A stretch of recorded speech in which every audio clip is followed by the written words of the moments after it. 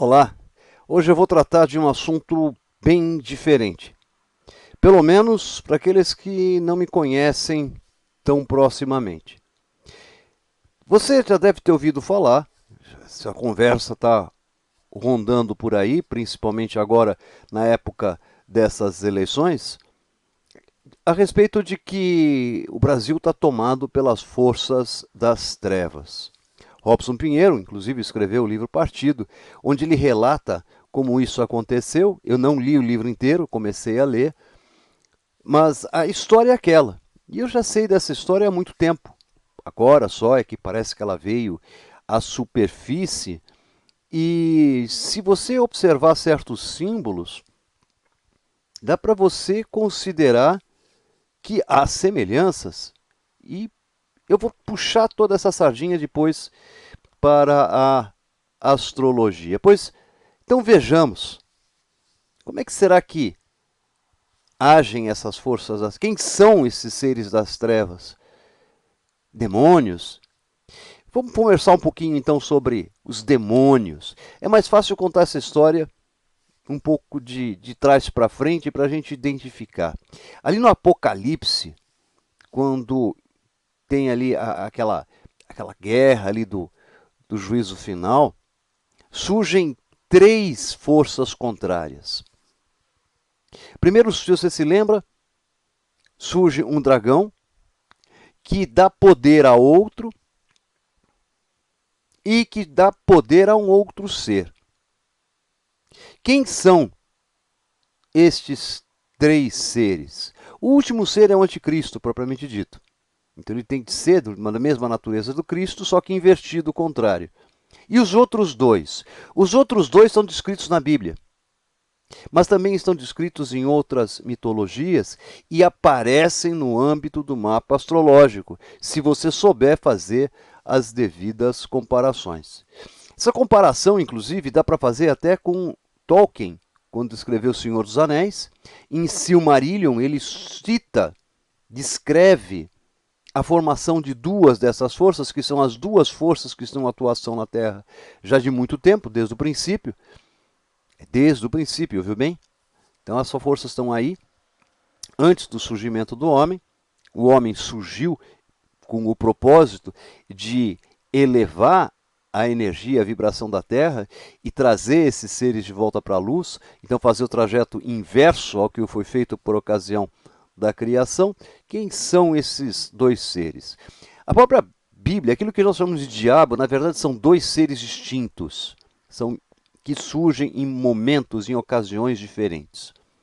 O primeiro deles é um tal de Satã, que é conhecido no Egito por Sete, e na astrologia corresponde a Saturno. O segundo deles é Lúcifer, que é descrito principalmente em Isaías como a estrela da alva, a estrela da alva, a estrela da manhã. Vênus. Quem que é a estrela da manhã? Satã, ele rege as estruturas e o progresso material. Então ele tem uma finalidade. Ele não é exatamente um anjo caído, ele é um anjo que tem um propósito, é um anjo que desceu. Só que em função justamente desse distanciamento que ele tem da fonte, uma vez que ele conseguiu promover aquele progresso material, a força dele é preservacionista, que o progresso chega a um determinado ponto, pare, se estabilize e cristalize. Então, houve a interferência de Cristo, principalmente com respeito ao mistério do Gólgota, né, que foi justamente a intervenção do Cristo, foi justamente para cortar ou interromper a ação de Satã sobre a Terra. Satã é o primeiro dragão do Apocalipse. Satã corresponde ao Morgoth, que aparece lá no Silmarillion. Que se você for ver que o Senhor dos Anéis, ele tem como pano de fundo essa luta da luz sobre as trevas. O final do livro se passa praticamente no escuro. E o segundo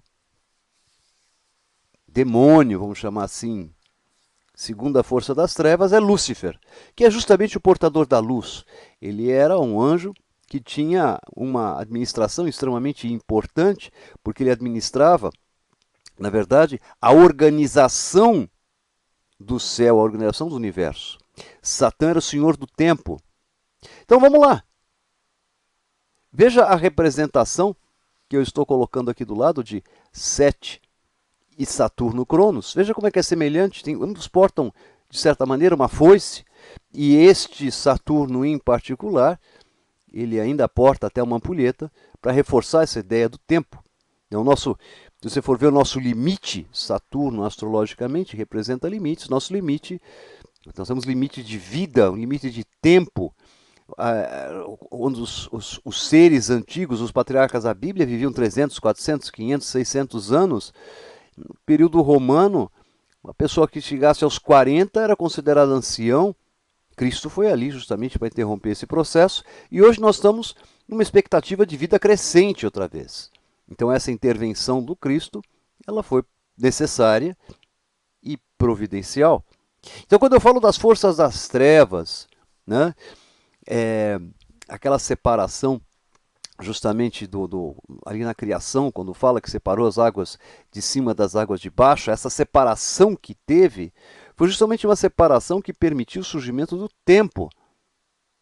Dividiu ali. Quando a luz penetrou ali nas trevas, ela gerou o tempo. Isso é um pouco mais complexo. E eu vou tratar isso apropriadamente num curso que eu vou lançar futuramente. Mas a gente precisa entender quem são esses dois seres. Eles não são contra ninguém. Eles são a favor deles. É diferente. Eles não são contra o Cristo. Eles são contra qualquer situação que interfira no status quo, a estabilidade, que é a função de Saturno, e na mudança. Porque Lúcifer, ou Prometeu, depois que trouxe o fogo, trouxe o progresso, trouxe a luz, trouxe o saber, trouxe o desejo do conhecimento, depois que ele foi adquirido, ele estimula justamente a manutenção daquilo. Vocês só vão até onde eu tenho vontade. E aí, vamos lá, todo esse progresso tecnológico que a gente tem hoje da ciência, que se presta para a gente explorar o espaço, o fundo do mar, para a gente produzir medicamentos, é o mesmo que faz você ficar preso na tela de um computador ou de um smartphone jogando videogame. Você entende? Fica preso numa TV que te leva a você não gerar ação. Isso chama-se, veja só, e parece que os dois estão combinados, um desperdício de tempo. E a natureza não tolera desperdício. Então, quando a gente fala das forças das trevas, a gente está falando desses dois. Tá? E agora eu vou fazer só uns rápidos comentários para você entender esse processo à luz da história. Né? Segundo Robson Pinheiro, essa turma se reuniu ali em Havana, ali no final da década de 70. Não vou ver que isso bate com certas condições astrológicas, né? E resolveu botar um plano em ação. Esse plano ele está circulando livremente aí nas redes sociais, é a coisa mais fácil de você descobrir qual seja. Mas eu quero fazer um comparativo. Eles se reuniram na ocasião porque aquilo que eles tinham proposto para a Europa não deu certo. Então eles se instalaram numa região ali no sul da Alemanha Oriental. Né? A partir dali, eles promoveram uma série de revoluções, inclusive com a separação das duas Alemanhas, que resultaram, isso ainda, veja só, que resultaram na Revolução Bolchevique, no início da independência de vários países ali, em todo aquele processo que resultou naquele intervalo de tempo entre a Primeira e a Segunda Guerra. Foi esta época que eles tiveram um plano e o modus operandi deles, eles se apropriaram de símbolos rúnicos e se apropriaram de um símbolo, que eles inclusive inverteram o sentido e a direção, que é o símbolo da vida, que se tornou a suástica nazista ou nacional-socialista. O que aconteceu aqui no âmbito de Brasil, para você ter certeza e ver que as coisas estão acontecendo? Aquelas eram forças essencialmente satânicas. Desta vez, nós estamos com forças essencialmente luciféricas. Então veja, nós estamos falando do Estatuto do Desarmamento. Eu não vou discutir o pró e o contra. Mas o fato é que o bandido tem acesso à arma porque ele vai lá, ele toma a arma, ele importa a arma, ele contrabandeia a arma. Você não tem acesso. Essa inversão de valores, isso é luciférico. Daquela cabo ser processada porque ela deu voz de prisão a um bandido e matou porque ele ia invadir a escola, ia fazer sei lá o que dentro da escola. Isso é luciférico. Quando você não pensa mais, você não raciocina mais, você não tem mais bom senso, quando tudo está invertido, isso é luciférico. Essa geração mimimi é luciférico. Você quer que eu conclua? Vênus tem um ciclo de 8 anos muito interessante, que quando descrito no céu, procura na web, né? Ele descreve um pentagrama. O pentagrama, que é normalmente aquele símbolo que é colocado na testa de Bafomé, o pentagrama, que é o símbolo das bruxas, só que eles botam invertido, tanto faz. Eles se apropriaram do pentagrama. O vermelho é a cor normalmente associada ao sangue de Cristo. Eles se apropriaram desse símbolo religioso. Então veja, o modus operandi é similar ao modus operandi que foi utilizado por ocasião da implantação do nacionalsocialismo ou nazismo na Alemanha no início do século XX. Nós estamos com o mesmo procedimento, com o mesmo processo em andamento aqui. E parece que a venda não quer cair dos seus olhos. Vamos ver como é que isso funciona, ou isso funcionou aqui no Brasil? Eu vou pegar simplesmente o ciclo de Saturno, eu vou colocar Júpiter de lado, porque Júpiter é o grande benéfico, Júpiter ele é o que permite com que essas situações se desenvolvam para um lado ou para o outro. Júpiter, inclusive, representa o espírito das leis. E Júpiter, no Brasil, ele se encontra no signo de Gêmeos, opondo ao meio do céu que ele governa. Eu utilizo o mapa de 16,53 para a independência do Brasil. Mas vamos ver como é que isto se desenvolve. Então eu vou fazer uma relação extremamente rápida dos trânsitos de Saturno e citar alguns fatos, porque agora eu quero que você raciocine. Então Saturno, Satã, Senhor do Tempo. E você veja como é que esse plano que essas criaturas elaboraram, veja as etapas como elas aconteceram, né? Então eu vou pontuar isso nesse diagrama, você me acompanha. Em 1978, veja, já tinha acabado guerrilha, mas em 1978, eu estava na preparatória de cadetes do Exército nessa época, né? E ainda existiam alguns movimentos estudantis, notadamente em escolas do tipo PUC, por exemplo, aqui em São Paulo, que havia um certo tremor. Mas esta época corresponde justamente ao início da abertura. Então nós tínhamos no Brasil, no período, só 2 partidos, que na verdade estavam ali só para constar, que era a Arena e o MDB, só. Era só aquilo. E não formava exatamente oposição.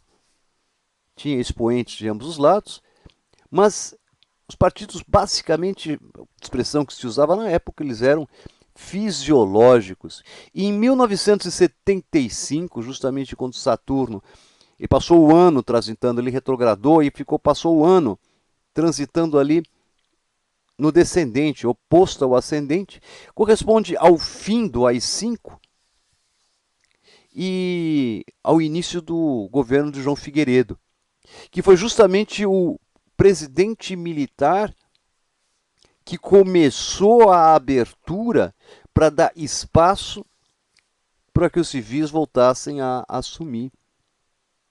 Então vamos ver, né? Não tinha mais a guerrilha, tinha algumas situações sim, mas elas estavam dentro do movimento estudantil, mas também não era nada tão grande assim. E ao mesmo tempo, se eu for pensar em termos de regime, estava tendo abertura. PC, PCdoB e tudo aquilo que fosse com C de comunismo, devidamente proscrito. A gente não tinha, vamos assim dizer, a gente tinha segurança, a gente tinha ordem, a gente tinha progresso, mas não tinha exatamente grandes liberdades. Alguém vai lembrar que em 78 teve a Copa da Argentina, né? Mas tudo bem, deixa para lá. Eu vou para frente. Eu vou seguir o nosso roteiro aqui. Ó. Em 1981 houve a grande conjunção de Júpiter e Saturno, e essa grande conjunção aconteceu em Libra e corresponde no mundo ao surgimento da social-democracia. Então, lá fora a gente tem nomes expoentes que eu gosto de citar, que é o Ronald Reagan e a Margaret Thatcher, e que deram um avanço, vamos pensar assim, dentro das suas respectivas visões, dos seus respectivos universos e alcances e mundos, aos seus países e aos países vizinhos, mas dentro daquele perfil da social-democracia.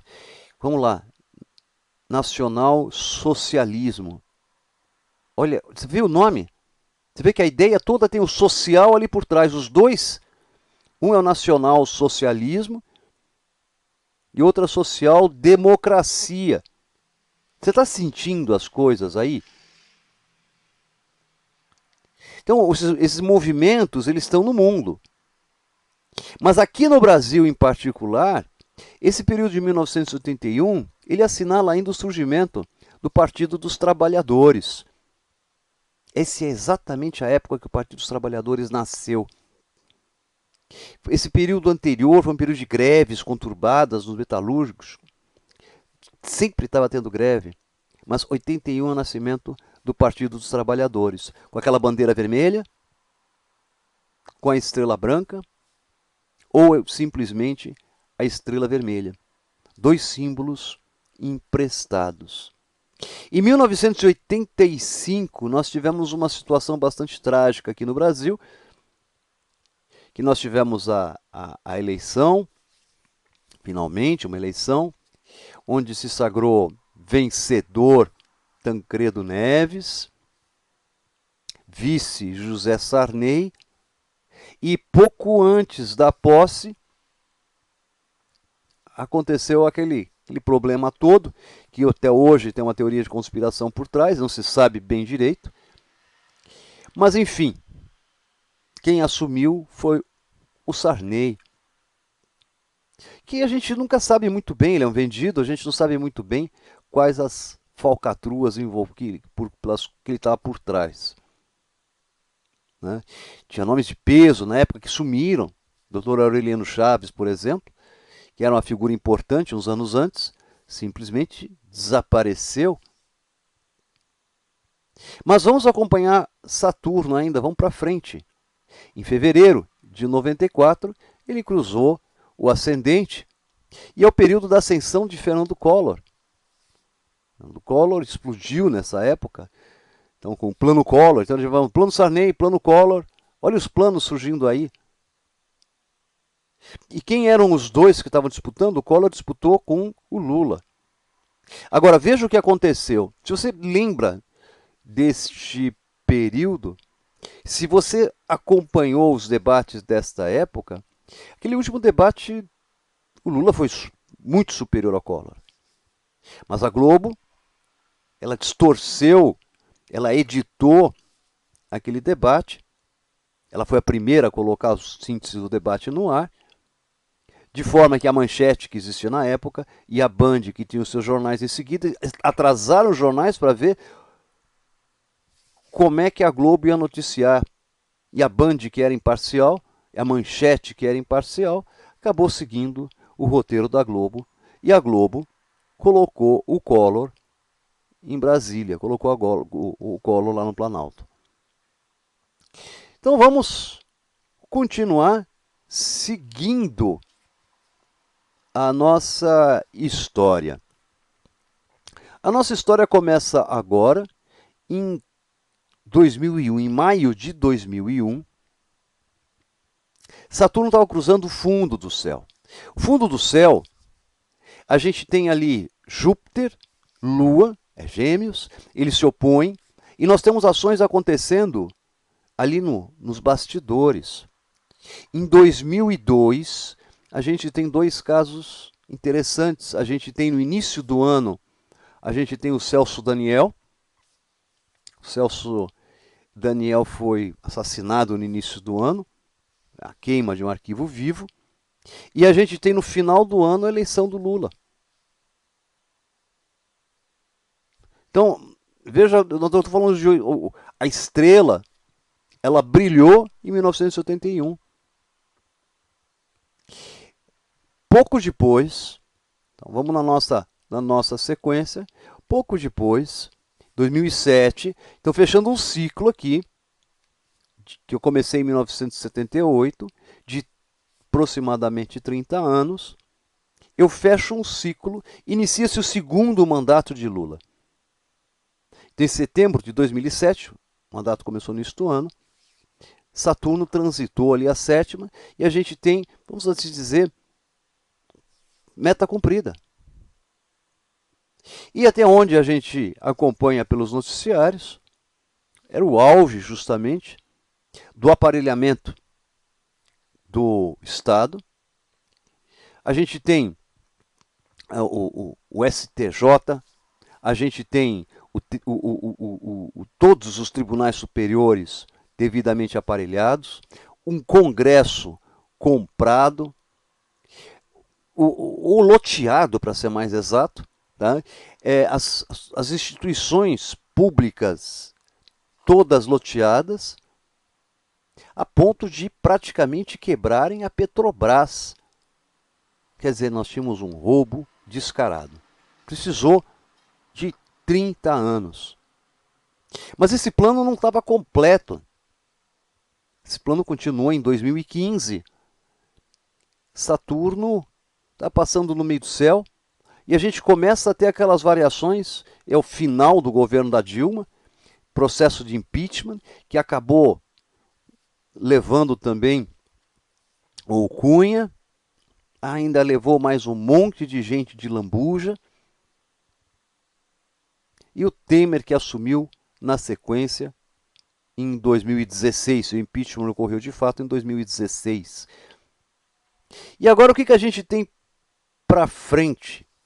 Se a gente for olhar para frente, exclusivamente pela perspectiva de Saturno, eu sinceramente, eu espero uma senhora renovada. Talvez a gente não veja isso tão de imediato assim. Porque não pense que as forças das trevas simplesmente elas entregam o jogo fácil. Não, não entregam o jogo fácil.